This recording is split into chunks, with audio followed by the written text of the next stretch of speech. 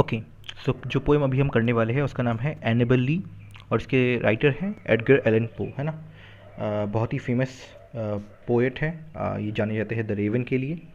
And इनका ये जो पोएम है एनेबल ली, इसमें हम देख पाते हैं एक लवर का ग्रीफ, है ना।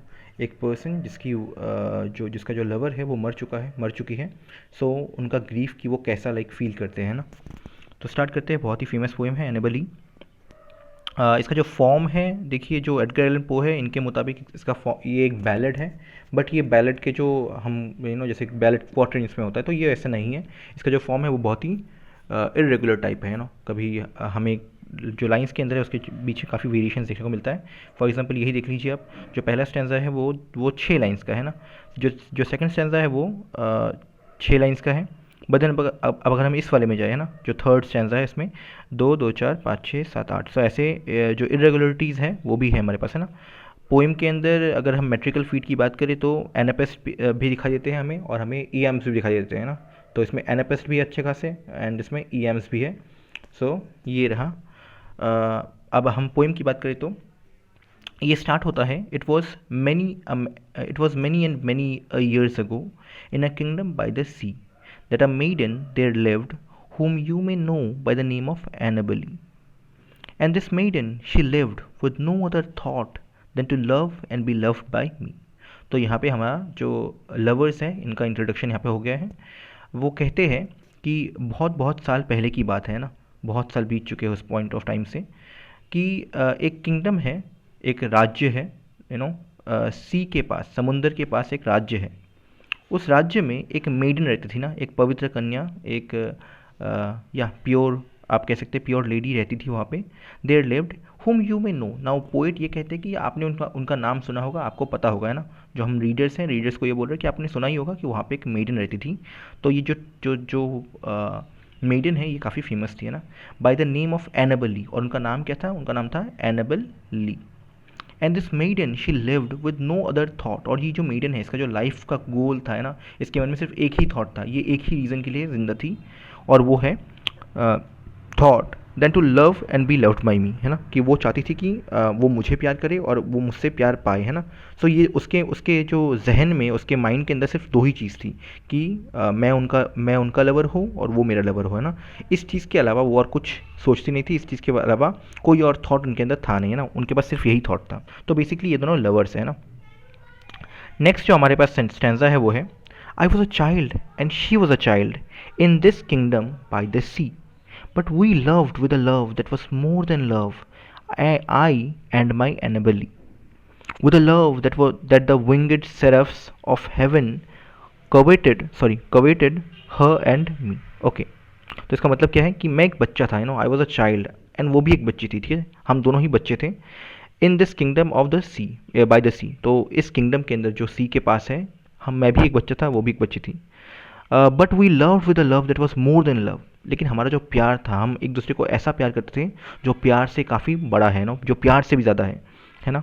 आई एंड माई एनाबली, तो हम दोनों के बीच में जो प्यार था वो नॉर्मल प्यार से काफ़ी लाइक ज़्यादा था, है ना। जो नॉर्मली जो लोग प्यार करते हैं उससे भी काफ़ी गहरा था, उससे भी काफ़ी ज़्यादा था। With a love that the विंगड सेरफ्स ऑफ हेवन। देखिए विंगड सेरफ्स जो होते हैं एंजल्स, है ना, हाई जो सबसे टॉप वाले क्लास वाले एंजल्स होते हैं वो होते हैं। और विंग मतलब जो उड़ सकते हैं, तो उड़ने वाले एंजल्स, है ना, हेवन के, स्वर्ग के। कवेटेड मतलब होता है जेलस फील करना, एनवी फील करना, है ना, डिज़ायर करना कोई चीज़। तो ये कहते हैं कि हमारा प्यार इतना गहरा था, इतना ज़्यादा था कि जो आसमान में, जो हेवन में जो एंजल्स रहते थे वो भी ये डिज़ायर करते थे, वो भी हमें देख के एनवी फील करते थे ना, वो भी हमसे जेलस थे।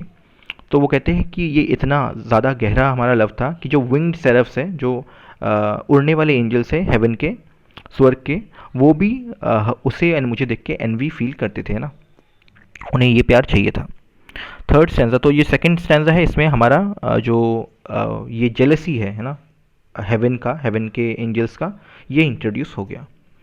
Third stanza, and this was the reason that long ago in this kingdom by the sea a wind blew out of a cloud, chilling my beautiful Annabelle, so that her high-born kinsman came and bore her away from me to shut her up in a sepulchre in this kingdom by the sea. देखिए इसका मतलब है कि, और यही reason था कि वो लोग जेलस थे ना, जो जो एंजल्स थे वो जेलस थे ना, और यही वो रीज़न है कि बहुत बहुत टाइम पहले इस किंगडम बाय द सी में, है ना, इस राज्य में जो सी के पास है, a wind blue out of the cloud, कि एक हवा बही, है ना, एक हवा बही, मतलब ब्लो हुई, कहाँ से, क्लाउड से, है ना, आसमान से एक हवा आई, और चिलिंग, चिलिंग मतलब फ्राइटनिंग, है ना, किसी को बहुत ही डरावना एक्सपीरियंस देना, चिलिंग माई ब्यूटीफुल एनाबली। तो इससे जो मेरी एनेबल ली है वो डर गई, मर गई, है ना, उसकी उनकी डेथ हो गई, है ना, कि एक विंड आई, एक विंड आसमान से आई, और इसकी वजह से जो मेरी एनेबल ली है वो मर गई। और इसके बाद क्या हुआ, so that her high born Kingsman, देखिए हाई बॉर्न मतलब जो ऊपरी क्लास में जन्मे, है ना, जो अपर कास्ट लोग हैं ना, high born, high born Kingsman मतलब फैमिली वाले, ब्लड रिलेटिव्स, है ना, तो उनकी जो जो हमारी जो एनेबल ली है उनकी रिलेटिव्स आए, उनके हाई बॉर्न रिलेटिव्स आए, and bore her away from me, और उन्हें मुझसे दूर ले गए, है ना, एनेबल ली को मुझसे दूर ले गए, to shut her up in a sepulchre, I guess sepulchre, है ना। तो क्यों लेके गए, बिकॉज देखिए उनकी डेथ हो गई, और डेथ के बाद हम मेमोरियल बनाते हैं, हम उनको दफनाते हैं, तो जो एनेबल ली है उनको भी दफना दिया गया, है ना। तो जो एक कैसल टाइप का, कैसल नहीं, मोर ऑफ एक रॉक, रूम, रॉक का रूम होता है ना, पत्थर से हम एक रूम बनाते हैं, और उसके अंदर हम किसी बॉडी को दफना देते हैं, बिकॉज हाई बॉर्न है, ऑब्वियस सी बात है, बहुत रुपए हैं इनके पास, बहुत ही सो रिस्पेक्टफुली दफनाया जाता है। तो वही है कि एक इन्होंने चेम्बर बनाया, चेम्बर, और उसके अंदर रॉक का चेम्बर बनाया, पत्थरों का, स्टोन से वो चेम्बर बनाया, और उसके अंदर एनाबल ली को दफना दिया, है ना। In this kingdom by the sea, इसी किंगडम में, है ना, इसी किंगडम में जो सी के पास है, एनाबल ली को दफना दिया गया। अब जो हमारा थर्ड स्टैंजा है, इसमें एनाबेल की डेथ हो चुकी है। The angels not so happy, not half so happy in heaven, went envying her and me. Yes, that was the reason, as all men know in this kingdom by the sea, that the wind came out of the cloud by night, chilling and killing my enemy.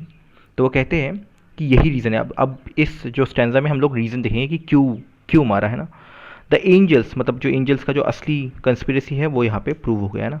The angels not so happy in heaven, कि वो जो angels थे वो आसमान में happy तो नहीं थे, वो हमें देख के एनवी फील करते थे ना। वेंट एनविंग हर एन मी, कि वो लोग हमें देख के एनवी फील करते थे, उन्हें ये चाहिए था, ऐसा प्यार उन्हें भी चाहिए था। Yes, that was the reason. तो यहाँ पे वो कहता है कि हाँ यही रीज़न होगा, है ना, यही रीज़न था। एज ऑल मैन नो, जैसा कि सब लोग जानते हैं, इस किंगडम के अंदर, जो ये किंगडम है सी के पास, सभी जानते हैं कि यही रीज़न था, that the wind came out the cloud by night, कि रात को वो विंड, वो हवा आसमान से, क्लाउड से उतर के आई, चिलिंग एंड किलिंग माई एनिबली, और उसने मेरे एनिबली को मार डाला, है ना, फ्राइटन किया और मार डाला, है ना। तो ये रहा हमारा स्टैंजा। नेक्स्ट हमारे पास है, देखिए ये जो पूरा पर्सपेक्टिव है ये लवर का है ना, जो एनेबली का लवर है उनका पर्सपेक्टिव है कि वो क्या सोचते हैं। और या तो इतना ही किस्सा। But our love it was stronger by far than the love of those who were older than we, of many far wiser than we. Neither the angels in heavens above, nor the demons down under the sea, can ever dissever my soul from the soul of the beautiful Annabelle. इसका मतलब ये है कि हमारा जो प्यार था, ना, जो हमारा प्यार था, देखिए वो उनकी डेथ तो हो गई, एनाबेल की डेथ तो हो गई, बट जो हमारा प्यार था वो स्ट्रॉन्गर था, है ना। स्ट्रॉन्गर मतलब वो ज़्यादा स्ट्रॉन्ग था, ज़्यादा पावरफुल था, by far than the love of those who were older than we, है ना। तो ऐसे लोग जो हमसे ज़्यादा बूढ़े थे, जो हमसे ज़्यादा उम्र में बड़े थे, उनसे भी ज़्यादा स्ट्रॉन्गर हमारा लव था, उनसे भी ज़्यादा पावरफुल हमारा लव था। Of many far wiser than we, और सो ऐसे भी लोग जो मुझसे ज़्यादा, हमसे ज़्यादा ओल्डर थे, जो हमसे ज़्यादा बड़े थे, और हमसे ज़्यादा वॉइस थे ना, हमसे ज़्यादा दिमाग वाले थे ना, उनके पास काफ़ी नॉलेज था, उनसे भी ज़्यादा स्ट्रॉन्ग था हमारा लव, हम दोनों का लव, है ना, एनेबल ली और जो एनेबल ली के लवर है उनका। And neither the angels in heaven above nor the demons down under the sea can ever dissever my soul from the soul of the beautiful Annabel Lee. देखिए dissever का मतलब होता है सीवियर, लाइक या sever, can ever dissever my, हाँ, तो severe करना मतलब कोई चीज़ को तोड़ देना, कोई चीज़ को अलग कर देना, है ना। तो ये बोल ये रहे हैं कि जो हमारे, कि ना ही कोई एंजल, मतलब जो आसमान में जो हमारे देवता है ना, एंजल्स हैं, वो भी, और जो डीमंस रहते हैं ना, जो शैतान रहते हैं समुंदर के लाइक नीचे है ना, अंडर द सी, समुंदर के नीचे है ना, हेल में, ये दोनों ही ऐसा कुछ नहीं कर सकते। ये दोनों ही, जो मेरा सोल है, जो मेरा आत्मा है, और जो ब्यूटीफुल एनाबल ली का आत्मा है, इन दोनों को अलग नहीं कर सकते है ना। हम दोनों एक है, मैं और जो एनाबल ली है, इन दोनों का जो, हम दोनों का जो आत्मा है वो एक साथ है ना। हमारे सोल को ये लोग अलग नहीं कर सकते। भले ही ये हमारी बॉडी, जो हमारा फिजिकल एग्जिस्टेंस है, ये मिटा दे, बट हमारा सोल ये अलग नहीं कर सकते है ना। For the moon never beams, अब वो एक रीज़न देने वाले कि क्यों वो हमें अलग नहीं कर सकते है ना। For the moon never beams without bringing me dreams of the beautiful Annabel Lee, and the stars never rise, but I feel the bright eyes of the beautiful Annabelle. And so, all the night tide, I lie down by the side of my darling, my life and my bride, in her sepulchre, in her sepulchre, there by the sea, in her tomb by the sounding sea. Okay, तो मतलब ये है कि क्यों उन्होंने इससे पहले वाले स्टैंजा में ये इंट्रोड्यूस किया था कि वो लोग कुछ भी कर ले, हम लोगों को अलग नहीं कर सकते है ना, स्पिरिचुअली है ना, हमारे स्पिरिट्स को अलग नहीं कर सकते। तो वो कहते हैं क्योंकि मून नेवर बीम्स है ना, बीम मतलब शाइन, यहाँ पे बीम का मतलब होता है शाइन्स है ना। The moon never shines without bringing me dreams of the beautiful enable, मतलब जब भी मून कभी शाइन करता है तो उसे देख के मुझे जो एनाबल ली है उनके ड्रीम्स आते हैं। इसका मतलब ये है कि ऐसा कोई रात नहीं जाता है ना, मून शाइन्स है ना, मून शाइन्स तो मतलब रात होने वाली है ना। सो ऐसा कोई रात नहीं जाता जब मुझे एनाबल की ड्रीम्स नहीं आते हैं ना। सो हर रोज़ हर रात जब मैं सोता हूँ तो मुझे उनके ड्रीम्स आते हैं है ना, एनाबल मेरे ड्रीम्स में आती है। सो एंड नेक्स्ट जो लाइन है वो है, and the stars never rise but I feel the bright eyes of the beautiful Annabel Lee. और ऐसा कोई रात नहीं जाता, ऐसा कभी नहीं हुआ कि मैंने किसी तारे को देखा है ना। जब भी कभी तारा राइज़ किया है ना, कोई तारा हमें तारामंडल में नाइट स्काई में मुझे दिखा है, तब मुझे उनकी ब्राइट आइज़ है ना, उनकी जो आँखें हैं ना, वो जो ब्राइट आइज़ है ब्यूटीफुल एनाबली की, वो मुझे फील हुआ है ना। तो मतलब हर एक तारे को देख के मुझे उनकी आइज़ का, उनके आँखों का आभास होता है ना। सो ये इतने गहरे लव में थे। And so all the night tide I lie down by the side of my darling, my life and my bride. तो कहते हैं कि हर रोज़ रात को ना, देखिए नाइट टाइड मतलब नाइट टाइम है ना।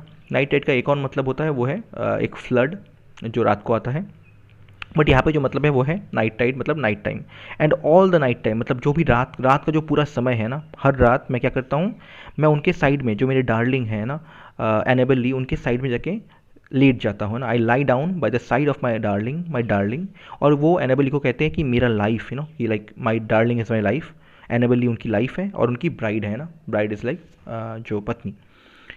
इन हर स्कल्प्चर, और ये कहाँ पे ये लाई डाउन करते हैं, उनके साइड में जो उनके लिए एक वो बनाया गया था ग्रेव, जो उनका ग्रेव है ना, जो उनके लिए स्टोन का मॉन्यूमेंट बनाया गया था, उसके साइड में ही है ना। There by the sea, in her tomb by the sounding sea. तो जो उनका टूम्ब उन्होंने बनाया था, उनके हाई बॉर्न ब्लड रिलेटिव्स ने बनाया था, उसी पे जाके मैं उनके साइड में लेट जाता हूँ। और यू नो बिकॉज साइड में समुंदर है तो उसकी आवाज़ आती रहती है ना, साउंडिंग सी। तो समुद्र के पास जो उनका ये टुम्ब बनाया गया, वहीं पे मैं उनके साथ लेट जाता हूँ। तो ये रहा हमारा पोएम इनके लवर के बारे में है, एनाबल ली के लवर, और कितना वो उनसे प्यार करते हैं और कितना वो फील करते हैं कि जो उनका लव है वो ग्रेटर देन एवरीवन एल्स है ना। सो पोएम बहुत ही अच्छी है। ओके, एंड लिखा है एडगर एलन पो ने। पोएम इन्होंने कहा था कि बैलेट फॉर्म में है, बट देन बहुत ही हमें इरेगुलरिटीज दिखती है, और पोएम के अंदर जो मेट्रिकल पैटर्न है उसमें हमें एनएफएस भी देखने को मिलता है और हमें ईएम्स भी देखने को मिलता है। Thank you for watching.